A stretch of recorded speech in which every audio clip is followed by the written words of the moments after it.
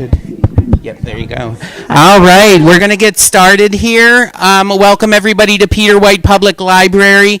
It's my honor to welcome Secretary. Oh, I got to stop this. I'm listening. The sound is working on the live stream, by the way. Anyway, it's my honor to welcome Secretary of State Jocelyn Benson here. I do have to thank the Friends of Peter White Public Library. They are, yes. They are crowd control and they are security today. So if you get out of hand, they're going to take care of you.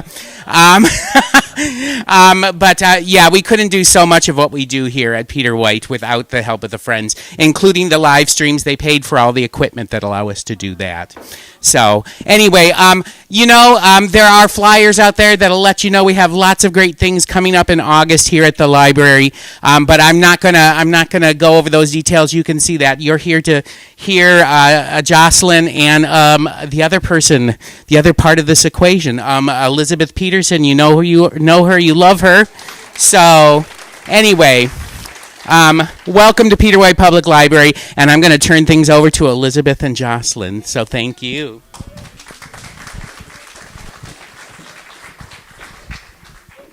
Another question. Yeah, Good. there you go. Good. Well, I just want to say if anybody has any questions throughout, feel free to bring them up and hand them, and I will try to read them. Some of them are a little bit hard to decipher, so you might have to do some clarifying. But let's just start with learning a little bit about the process of, writing the book, why you did it, how it came about. And has everyone in the room read the book? Let's get it. No? Well, I'm going to tell you right now, it's really good. I highly recommend.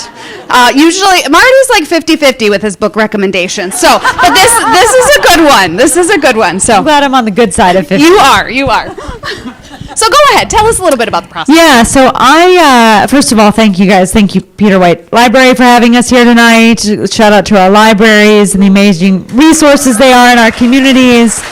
And thank you all for being here and to Snowbound Books for just answering the call when I said I'd love to come up to Marquette and talk about the book. So it's great to have to be hosted here and to see you all here as well. And thank you also, Elizabeth, for joining us. I actually started writing this book in the aftermath of the 2020 election, which was a really challenging year. 2020 was a bit of a challenging year. I actually spent a lot of it up here in Marquette at our little cabin on the lake that's been in my family's home for close to 100 years. But that said, 2020 was a challenging time, and the election was no different. Yet, even though we had a high turnout election and a very smooth and successful one operationally, it was really challenging after the election to deal with the tumult and really the unexpected ongoing efforts, coordinated efforts to try to undermine the will of the people and overturn a legitimate election. And so I wanted to just tell that story, what it was like from the inside. And this was at a time when not really a lot of people knew everything that we had gone through. Now there's been investigations and the like. There's a lot. We've been talking about it for like 5 years. So there's a lot more out there now. So what the book ultimately, though, evolved into is a how-to guide of how to stand up for yourself, whatever that means, whatever that looks like, in your community, in your home, in your workplace, and speak your truth clearly, proudly, and unequivocally. How to choose courage, how to choose grace, how to use grit to move things forward. And through multiple stories throughout my life, as well as sharing others of those who've inspired me, I try to provide a guide for others thinking about how to build that bravery muscle in their own lives and fight for what they believe in, whatever that may be, and make the difference, the impact with their life, with your life, that you hope to have during our time here on Earth. Wonderful. So obviously, okay, you've. I'm trying to think of where to begin in this because you opened the door to a lot of different avenues. But it's one thing. As I was reading the book, I realized you didn't come up. What happened in 2020? You were able to stand your ground because of the life that you had lived. You had really lined yourself up to be sure of yourself and to be able to kind of, stand strong. But how did you get there? And what was that process like for you? I know you give a lot of examples in the book, but, it's hard, especially I think as a woman sometimes, to be assertive, to stand your ground. So what were some of those trials and tribulations that brought you to this place where all of a sudden in 2020 you had those moments to kind of reflect back on and be strong? Well, I think it starts with, I'm very impact driven. What is the difference you're making? Are you actually moving the needle on whatever it is you're trying to do? And that stems from the fact that my parents were special education teachers. And so at a very young age, I remember being 6 and then taking me with them into the classroom and just sitting in the back and watching as they worked so hard to make sure the kids in their classroom had access to quality education and real educational opportunities. And then watching them at night on the phone with the parents of these kids, working through reports and explaining what they needed to be able to get ahead and prepare for the job of the future, whatever that might be. So I was really instilled in me this idea that you have to fight to make sure that your ideas, your purpose, your vision can come to fruition, that nothing happens without that fight, but that also we have the power, the drive within us to fight for that better world, for our vision. For my parents, it was fighting to make sure their kids, their students, had access to educational opportunity at the same level as anyone else in the school. And then I started my career in Montgomery, Alabama, actually investigating hate groups and extremist organizations throughout the country. And what I saw there was terrifying because I would go undercover and actually have to listen to plans to do a lot of harm to people in a significant way. And then after the fact, expose those plans. And I remember I actually tell this story in the first chapter of my book about going, my first investigation. I was 20 years old and I was in Spartanburg, South Carolina. And I remember being in the hotel room the night after. I just spent an entire day with this guy named Bo Decker, who claimed he was going to be the second coming of Hitler. And I'd spent all day listening to his plans, his stories. He introduced me to his girlfriend, who we called the next Ava Braun. And she had a swastika necklace. I mean, it was chilling stuff. And I went home. I went back to my hotel room all by myself that night because I was working for a nonprofit to gather this information, right? I didn't have like a staff. I was 20. And I remember sitting by myself in that hotel room in my bed and thinking, what if this guy figures out who I am and comes and kills me? And I just remember all that fear, right, in that moment and thought, okay, I have a choice right now. I could just allow the fear to overwhelm me and run away, go home, leave, and do something else with my life. Or I could get up and get to work. And I chose to do the latter because I wanted to be someone who would choose to do the courageous thing at all times as opposed to the fearful thing. I chose to do the latter. I got up, started writing the article that ultimately ended up exposing him, debunking his entire sort of worldview, and bringing down the organization. So from there, that was a very pivotal moment for me about the power of choosing courage over fear. And that about every time we do that, whether it's just in our small hotel room in Spartanburg, South Carolina, or on a bigger stage, we build that courage muscle, that bravery muscle that makes it easier to choose the courageous path next time. Because life is full of times in which you're going to have to choose courage over fear. And sometimes it's really, really hard to do that, even if it's the right thing to do. But the more times we do that, we choose courage over fear, the easier it is to do it again and again and again until we've built a pattern and it starts to define who we are through our own choices over time. And that's one of the big themes of the book. Different times I've made choices to speak out, even though I didn't want to, even though I was afraid, to run for office, even though it can be a terrifying thing to do, because I believed in the ideal, I believed in the purpose that I was fighting for, and that propels me forward. And every time we take that step, it makes it a little easier to take the next one, and it makes it easier for others around us to take courageous steps too. And absolutely. When someone first looks at this book, they might think of it as a political memoir. Yeah. And it is, for sure. But it's so much more than that. It's not full of political jargon. I didn't find myself, getting lost in the terminology or anything like that. There's so many more human elements to it. Was that intentional, or is that just your story? And that is the way that you look at politics, with a human lens versus that political piece. Yeah, I very much didn't want to talk about politics in the book because that's not the point. The point is, what are we all going to do to make our lives and the lives of those around us better, right? Like, politics can be a mechanism, a means towards that, but it's not the only way. And it's also, however, not a way that we should abdicate or give away just because it's hard. In other words, look, the political arena can be very noisy right now, right? Not only is there a lot of jargon, there's a lot of attacks, there's a lot of inaction, there's also a lot of cruelty and division. So it can be very easy and understandable to try to find a way to serve outside of the political arena, doing other things to make your community better. And if that's your purpose, if that's where you're driven, great.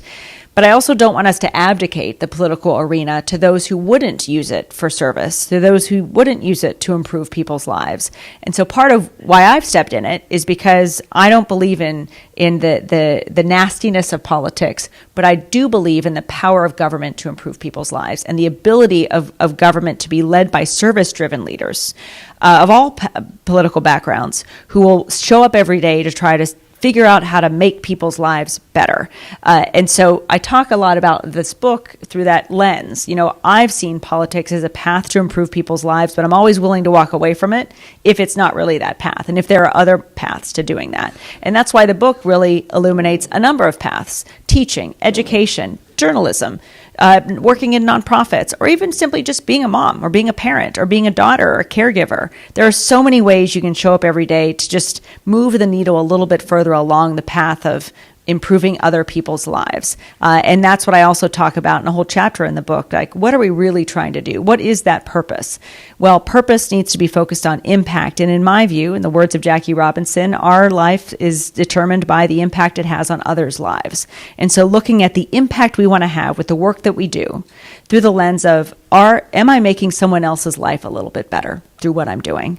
And that in and of itself can define a purposeful life and your work as a purposeful warrior.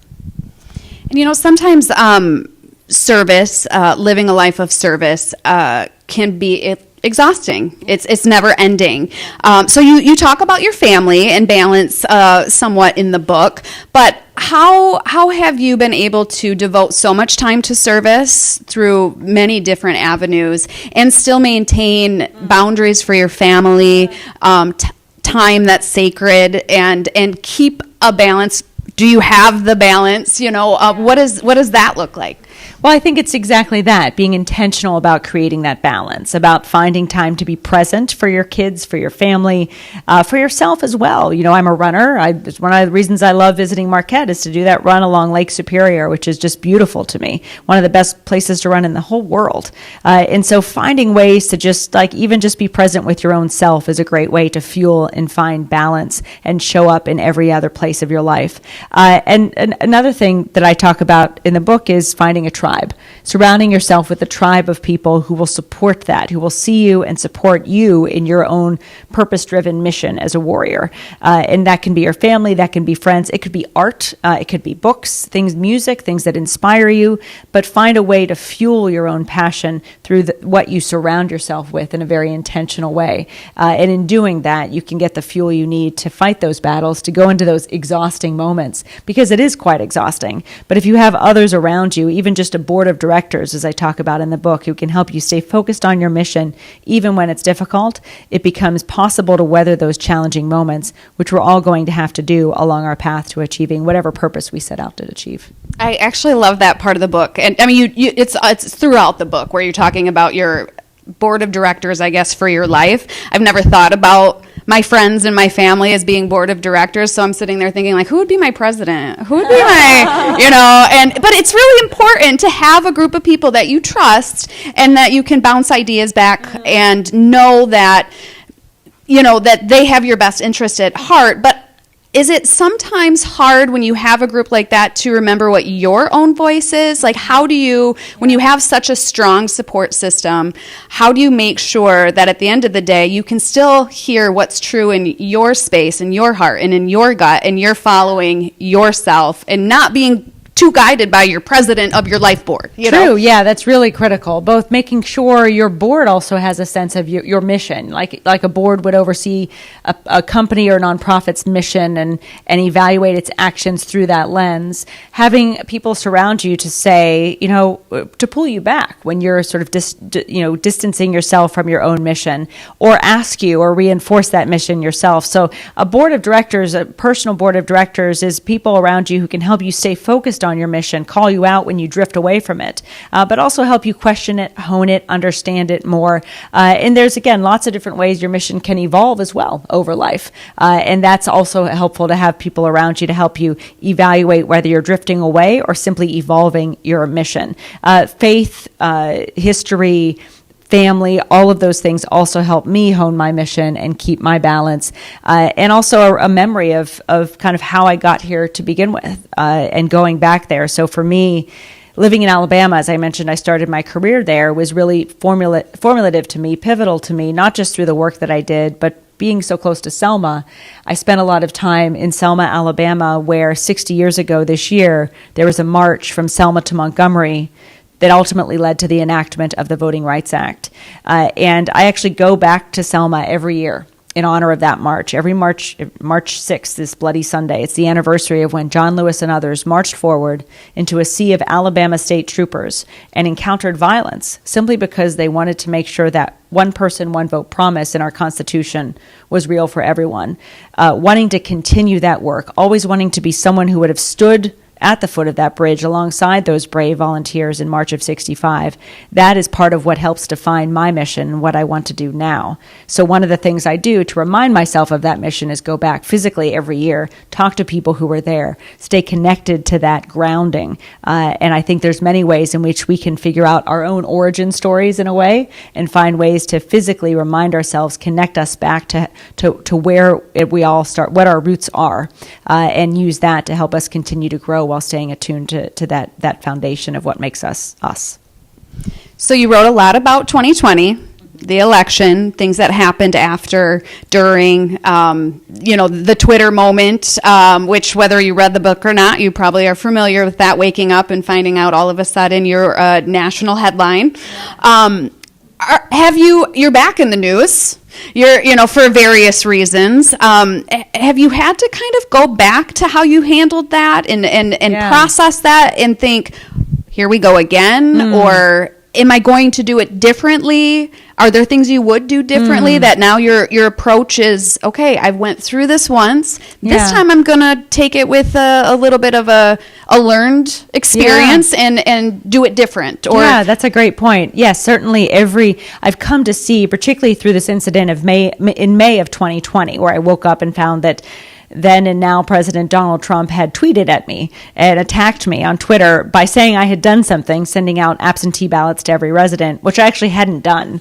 And so it was like, okay, I'm being attacked by the President of the United States, who is threatening to withhold federal funding from the entire state of Michigan because he's accusing me of sending out ballots to every resident, which I hadn't done. I had sent out information on how to vote from home in the midst of a pandemic to every registered voter in our state, just as secretaries of state, Republican secretaries of state in Ohio, West Virginia, Georgia, Iowa had done as well. And so it was this immediate moment of just shock and almost being paralyzed. Like, what do I do, right? It's very surreal.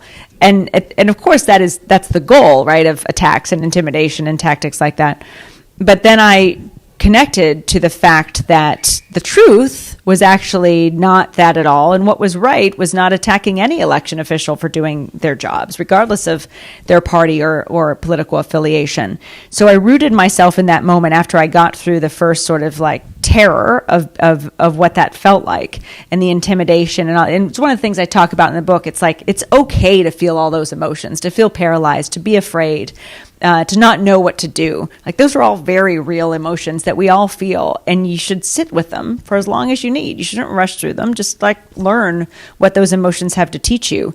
And then for me, the next step is logic, truth. Well, I didn't really send out ballots, and all my colleagues did the same thing I did. And so this doesn't really make sense. And so the logic kicks in. And then the third stage is actually to respond from a place of power, from a place of confidence, from a place of truth.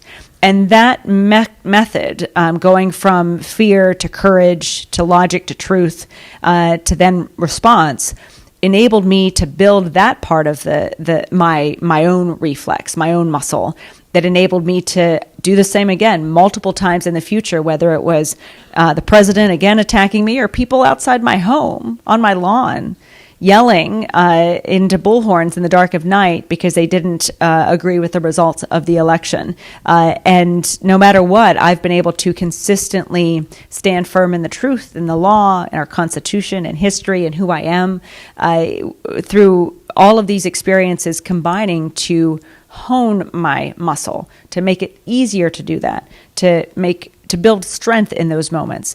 So in terms of how have I evolved, or what have I learned around time, I've learned to take those challenging, scary moments, of which we all have many, and use them as an opportunity for growth. Use them as an opportunity for strength, for resilience building, for becoming stronger than we otherwise would, and more knowledgeable.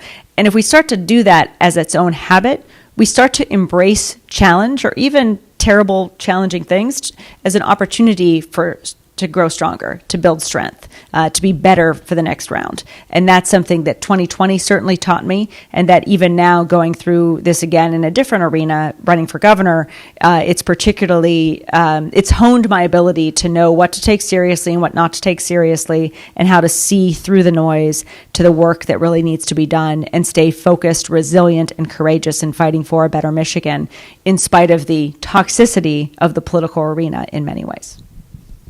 Take a question here from the audience. So, as you have worked as a woman in politics and governance, how have you learned to draw the line between assertiveness and aggression?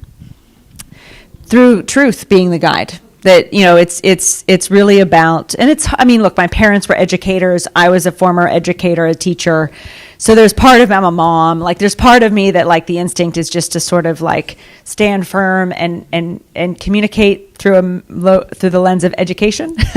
Oftentimes, if I feel misunderstood, so it's being assertive oftentimes for me is more the lens of how can I help someone understand my perspective a little bit more, or what I'm seeing, but also listen, which is the other side of that coin. Being assertive and speaking out also requires us to listen and understand where someone else is coming from.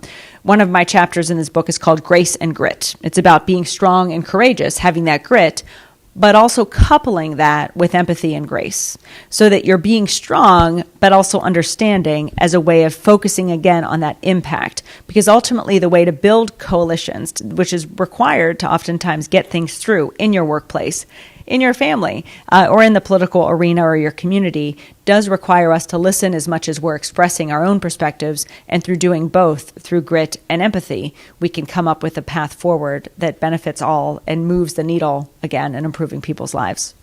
Was that the chapter where you talked about your relationship when you were a waitress and you met your now really close friend? Yeah, I loved that story. And for those who haven't read the book, I think we could all relate to that, right? You're a waitress at a restaurant, and you have a coworker who's just not, you're feeling like not cutting it, right? Showing up and just not doing the job, and you were frustrated. But instead of just being frustrated, you kind of learned what was going on in her world. And by doing that, you could approach her with empathy, with grace, with understanding. And she's still a good friend of yours today, right? And she's taught me so much. It's this idea that everyone's fighting a great battle that we know nothing about. And if we can see people through that lens, it helps us be better people, public servants to each other, community members, family members. So it's something that for me, frankly, in the arena of politics, if you can understand, even if you fully disagree with someone, that in many cases, not all, but in many cases, those folks are just fighting for their ideals, or for what they see, or for the people that they have in their world. That helps understand where someone else is coming from, and help us get to a place where we can come up with a solution or a compromise together, which is critical. One of the beautiful things about a democracy is that need for compromise, that need to ensure every voice is heard and that everyone has a seat at the table. And if we're moving forward with truth and with sort of well-intentioned, you can accomplish a lot of things. And I think we need more of that in our politics today, as opposed to the division and partisanship and noise that we see far too many people emulating. This question is, what would you do differently than Governor Gretchen Whitmer? And perhaps we can expand on that. And, what have you learned from her? What will you take into your campaign? In the book, you talk very much about the relationship with the governor and Dana Nessel and the respect you have for them and how much you value their insights. So how have they helped frame you into your run for governor, and what did you learn and what will you take forward? Well, one of the beautiful things I found is being among the women of Michigan in this critical moment is the importance of solidarity, the power of solidarity. We may not agree on everything. We may not always even, see eye to eye on many things. But there's a power in just having each other's backs, solidarity, seeing people and understanding and being willing to learn from folks around you. So that solidarity and the power of community, of collaboration, of togetherness, that we can be greater than me, is to me the essence of public service as well. And one of the things that has enabled us to move a lot of things forward as a team and as leaders in the state during these very challenging times for our economy, for our democracy, for our healthcare system, for our education system. And so moving forward, it's really important to me to make sure others around me feel that same level of camaraderie. For me to be able to lead in a way that shows I'm listening, I'm willing to learn, I'm willing to understand where someone else is coming from, and that we'll always have this sort of shared commitment to improving people's lives in Michigan, to ensuring Michigan is a place where everyone can thrive, where everyone has opportunity to start and grow in business or send their kids to a quality school or get access to real quality, affordable health care. So if we have those general quality of life agreements in mind, we can differ on how we get there, but compromise and build through solidarity a team and a plan to move things forward. But it also has really illuminated to me the ability of service and solidarity to be a path through challenging times. That, however we define challenge, whether it's a sort of personal grief, I had a friend, for example, who is suffering from cancer, and he ultimately he's now recovering, and it was sort of a beautiful but very, very, very challenging trial in his life, and for him finding his way through and keeping his sanity, I guess, for a lack of a better word, through the progress was about finding ways to help other people who are similarly suffering with cancer and other debilitating disease. This idea that service to others can be a path through our own pain and our own challenges. And we as a state have gone through a lot of challenges, and there are many people, I believe, still struggling in our state, finding a path through that, through service, through serving each other, through working to improve people's lives, can carry us through challenging times and build, again, a service-driven muscle that helps improve the vibrancy and the fabric of life in all our communities. So service as a path through challenging times is another thing I've seen and experienced over these last several years, in part through seeing those colleagues that I work amongst choosing similarly to serve as a way to navigate challenging times. This book also really brings to light what the Secretary of State actually does. It's so exciting. I think we learned a lot about securing the vote and bringing access to voting procedures and things. But I was at the Secretary of State's office and I made my appointment online, and I was thinking, man, this is just so easy. And I never would have thought, how did this come to be? Like, why are we making appointments online now? Why am I showing up? And instead of waiting for hours like we used to do, we're just going in real quick. But and that brings this point of, and I'm going to probably say it wrong because I didn't write it down and I don't remember 100%, but fixing things that aren't maybe necessarily broken and doing it better. So taking a system and looking at it like, oh, somebody says this works well, but how can we make it better? And I love that mindset that you have when you look at all of the different roles of the Secretary of State. The services were being done, but they could be done better. Yeah, when I took office, no one was clamoring for us to fix the Secretary of State office, but I visited, and the phrase is, if it ain't broke, fix it anyway. There it is. I learned it from a mentor of mine, Paul Tagliabue, who's a former longtime commissioner of the National Football League, the NFL, and that was his approach to leadership. Even if it's not broke, fix it anyway. Look to things that seem fine, because they might not be, and you could perhaps improve them anyway. It's the essence of innovation.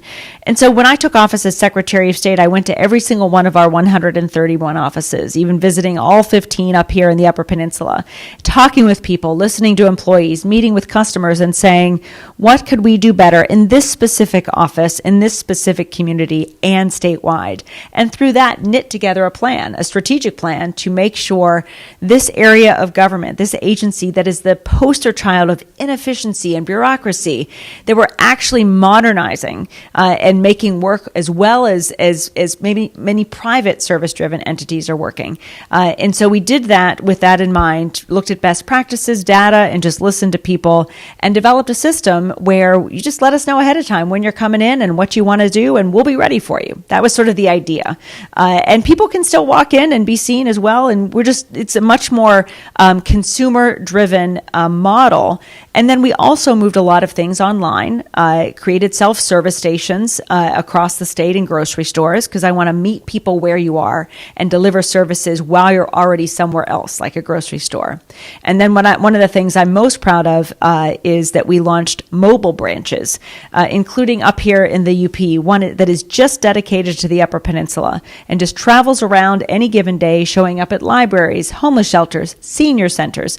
We have a mobile branch at every senior center in this state at least one time a month to just meet people where they are and deliver state services. That, to me, is how government should operate, right? Showing up when you need it and then getting out of the way when you don't. And so it's been really encouraging to take all of these best practices and put them to work in this cantankerous, complicated, multifaceted area of the DMV, and actually eliminate red tape, ensure everything's working better, save you time, save you money, and show that government actually can work well. And it's all from just looking at things through the lens of, what are we assuming can't be fixed, but actually could be transformed, and then getting to work to make it better and being able to do things. And the chapter in the book called If It Ain't Broke, Fix It Anyway is all about how that's a great approach in sports, in management, in business management, in innovation, in anything we want to do. Try to see things that are just fine, but make them extraordinary. Are there areas that you want to see improved still as you're looking to the next step? Yes. Healthcare. I mean, look, I see it all. I mean, I've been traveling around meeting with people in Iron River and Iron Mountain-ish from being elsewhere today, and it's very clear to me that we have a state and federal Department of Health and Human Services that is not ensuring people can get access to quality health care, particularly in rural communities like this one and throughout the Upper Peninsula. And when we have an aging population or a population that is, finding challenges or even just encountering emergency, whether it's in reproductive health or in quality of care or end of life care or beginning of life care or everything in between, making sure our health agencies are delivering access to health services in an effective and comprehensive way is critical. It's life-changing for our kids, for our seniors, for people who don't have a job and need support getting access to health care. So one of the things that is really driving me in this moment is wanting to see our Department of Health and Human Services operate as efficiently and effectively as the Department of State does, as well as other agencies as well. And this gets back to your question of, what have I learned watching our current governor? What do I bring to the table? I'm an administrator. My background is in taking big institutions and making them work well.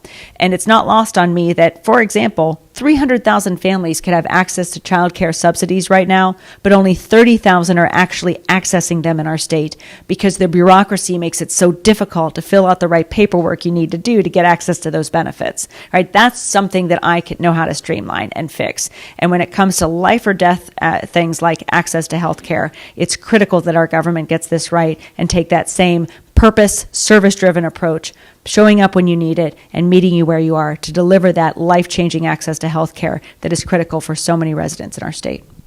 So this question is about Planned Parenthood closing in Marquette. So it was the only one in the UP. Do you favor increasing funding for local public health department family planning programs? I think I favor and fully support investing in local access to healthcare in rural areas across the board, because this is, as I was just saying, critical for us to be able to ensure, no matter where you live in this state, that you can have access to the care you need to start a family, to grow a family, to age with dignity, whatever it is, or to just simply care for young kids or aging parents or yourself and your family. Every town hall, every community conversation I've been a part of, not just here in the UP, but throughout our state, has centered on two things: access to affordable housing and access to affordable health care. So in my view, the job of those who lead this state now and in the future is to hone in on making sure that access is clear and available to everyone, while also addressing the affordability issue and rising cost of living across the board. That, to me, is what it means to have a government and leaders who see people's pain and seek to do something about it.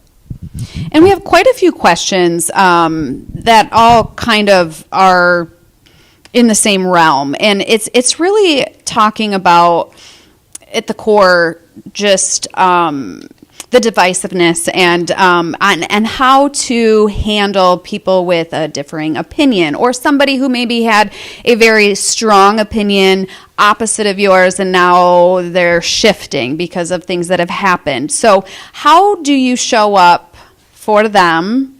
How do you appropriately have those discussions? How do we do that in a way that is respectful and maybe meaningful and get somewhere instead of talking in circles? Yeah, I mean, it's hard. It's very difficult. I do think that sort of duality of grit and grace, being able to firmly explain your side of things while also listening and trying to understand where someone else is coming from, is at the heart of how we can move forward and rebuild and re-knit together divisive communities, divided communities. But it's also, I think, about recognizing our commonality and our connectivity. The first chapter in this book is all about how we're all connected, right? That this is everybody's fight.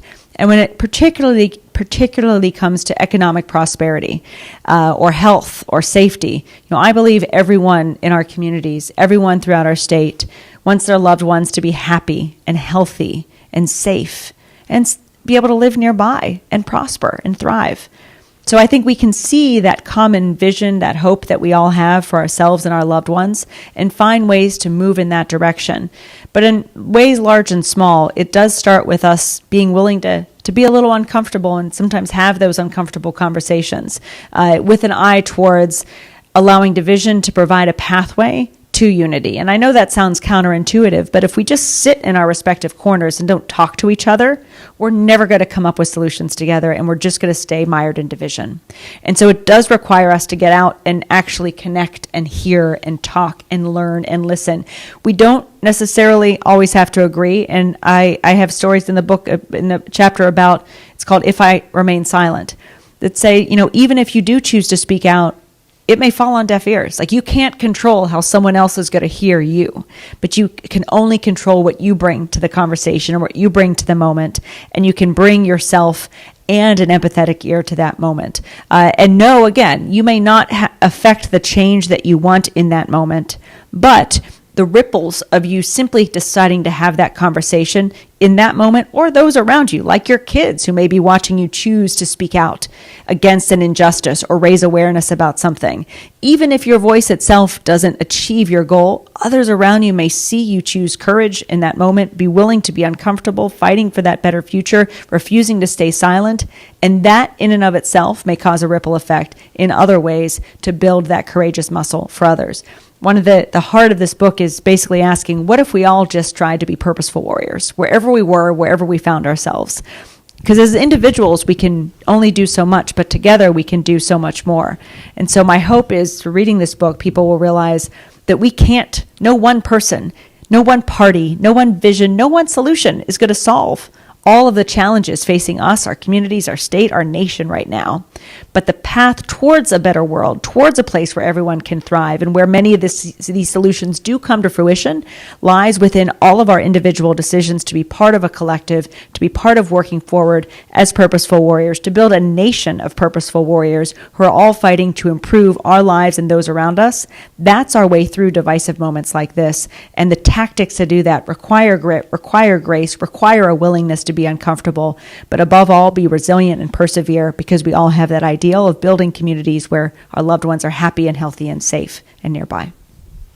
And we have a few questions about Enbridge and protecting the Great Lakes, and whether or not you will take a firm stance, or what your stance would be, and how you will ensure that the Great Lakes, obviously we love our Lake Superior up here, so what you will be doing to protect them, and how you will be approaching that I'm assuming, as you run for governor. Yeah, I mean, look, the Great Lakes, Lake Superior in particular, let's face it, is the greatest lake. I think that's undebated. We agree. Sorry. If anyone wants to debate that, come. I'm happy to have that debate. I mean, look, my kid grew up learning to swim in Lake Superior. And yes, he's a polar bear. But my point is, as governor, as a leader in the state, one of our greatest assets is our water, is our Great Lakes. It is unique, and it is I believe, our greatest asset moving into this next decade, this next century. So it is incumbent on our leaders to make sure we are protecting the sanctity of those lakes, protecting our lakefront, our lake shore, the water within those lakes from any environmental impact that have, be it the potential for a Line 5 eruption, which is horrifying and horrific. And I've said and will say again, I will not be a governor that allows Line 5 to erupt on my watch. We have to ensure that we're keeping people safe and we're keeping our water safe, and that we're protecting that great asset and our Great Lakes that define who we are as a state, and are so much about what makes our ability to prosper really rooted in who we are. In this question that just came in from Marty, well, he's not asking it, but he's bringing it to me. Will you fix more roads? The smaller ones, question mark.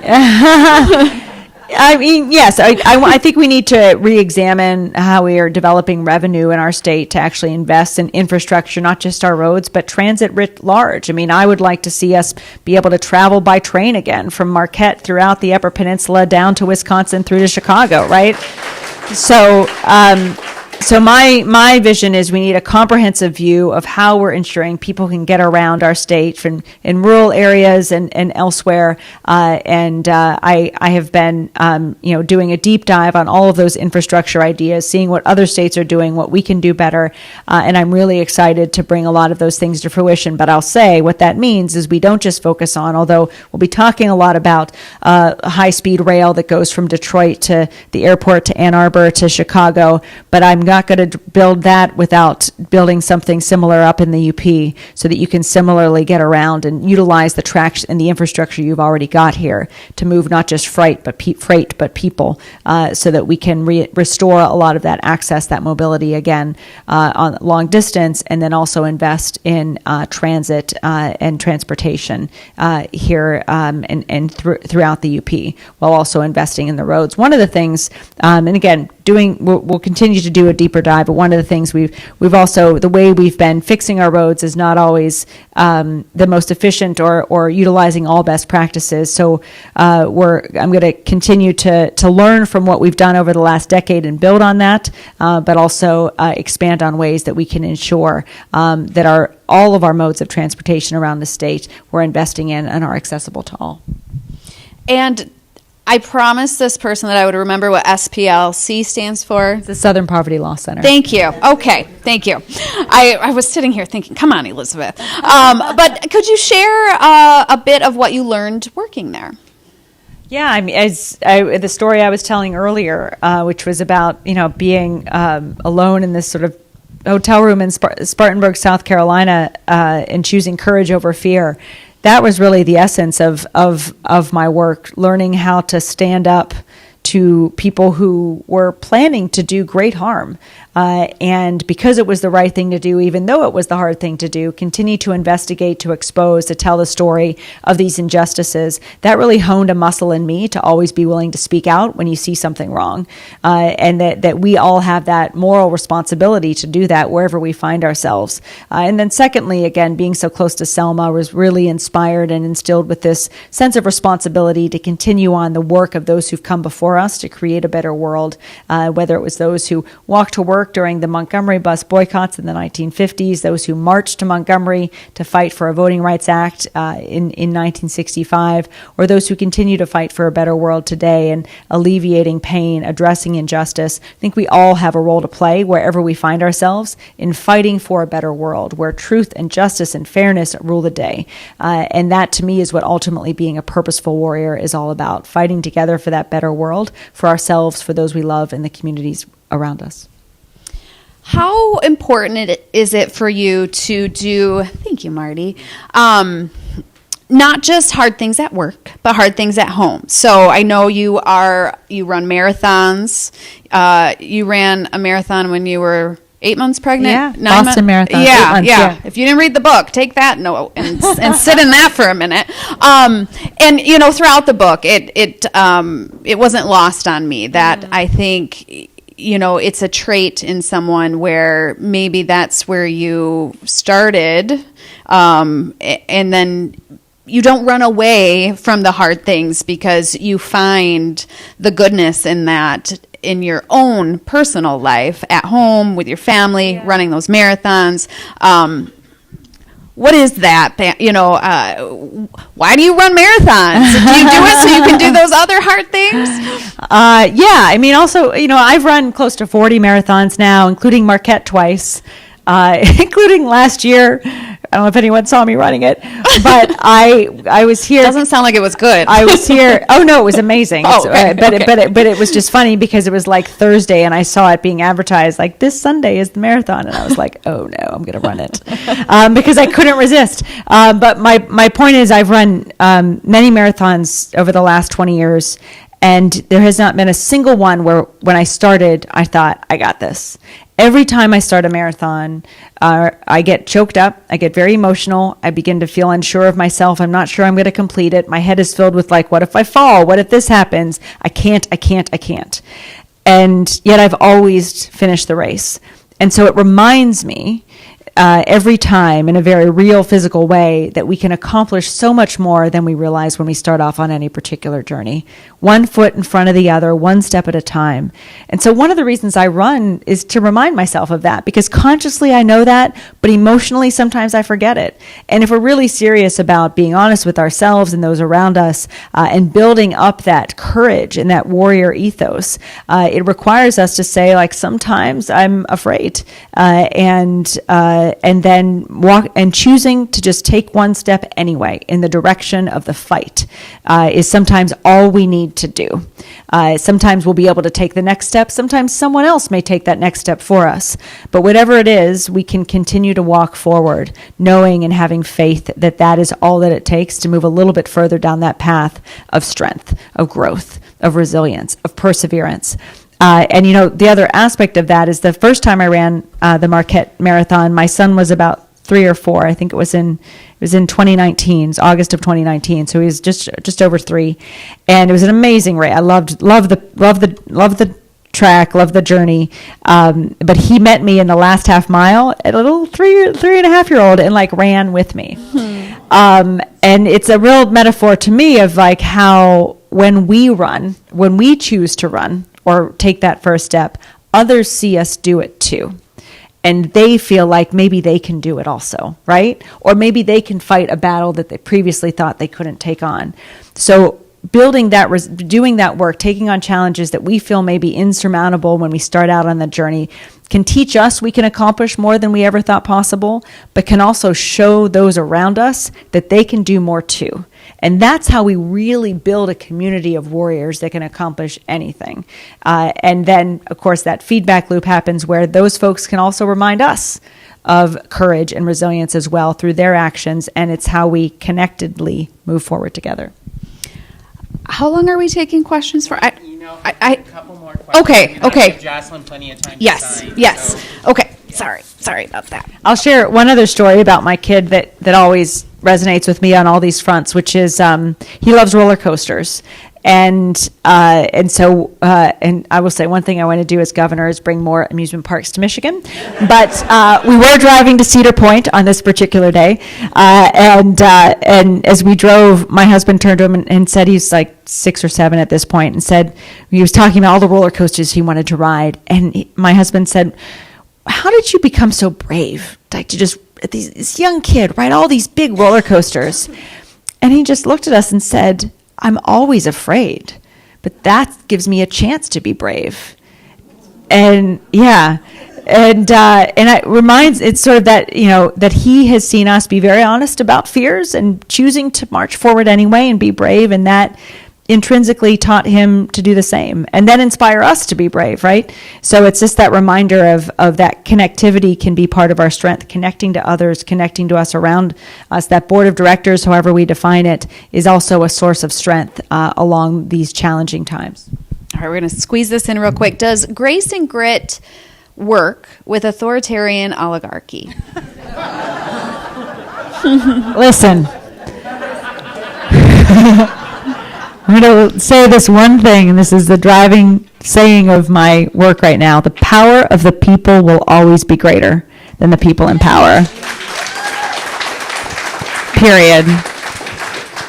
And so if you believe, like me, that we all do better when we all do better, that we all have a place, a voice that matters, that needs to be heard, we can't forget that, because authoritarian oligarchs want us to forget the power of our own voice. They want to define us. They want to define who we are, our power, our limits, what we can accomplish. But to that I say no. That the power of being a purposeful warrior is actually not allowing anyone else to define who you are, what you can accomplish, what you do with your voice, or what you do with your one wild, precious life. That's for you to decide. And so that's why, to me, whether as an individual or collectively, we must always remember our power. We must always remember our ability to be the hero of our own stories.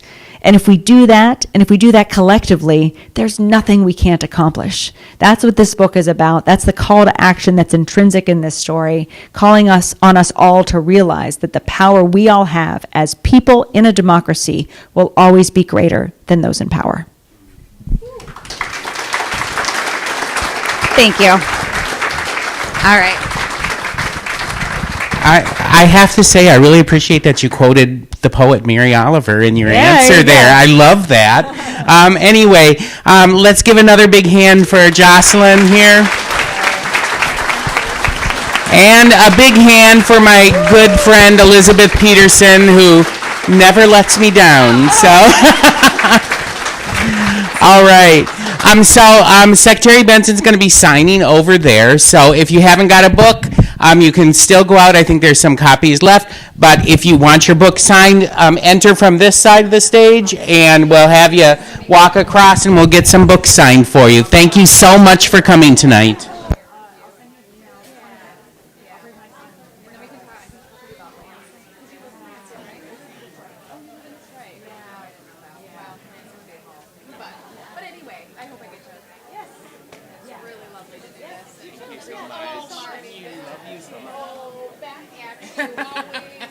Marty's a good one. Thank you so much. Yeah.